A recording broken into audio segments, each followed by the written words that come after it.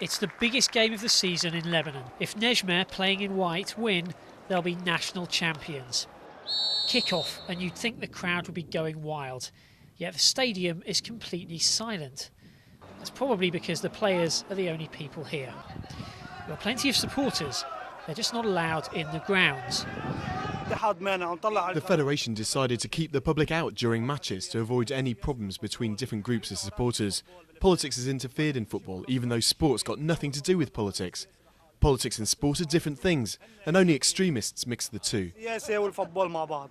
Since 2005, there's been a lot of political tension between the ruling party and the opposition, a division which also falls along religious lines. Now the fear is that will feed into the fierce rivalries between different sporting clubs. So a few years ago, the government and the Football Authority took the decision to hold matches behind closed doors. The fear for ministers and other authorities is that the confrontations will spill out of the stadium because the fights aren't necessarily about sport. And if they move from the stadium to the streets, the government is afraid that things will get out of hand. The lockout wasn't prompted by any particular incident. Authorities just wanted to take preventative measures. But now the clubs say they've had 3 years with no ticket sales and enough's enough.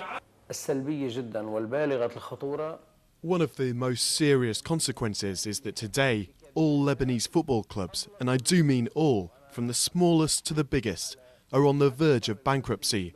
All of them. Yet ironically, the measures have only made clubs even more dependent on their political patrons, who are now their biggest financial backers. The situation's left many here worried about Lebanon's sporting future. Once it was one of the great sporting nations of the Arab world. Now it's in danger of being left on the bench.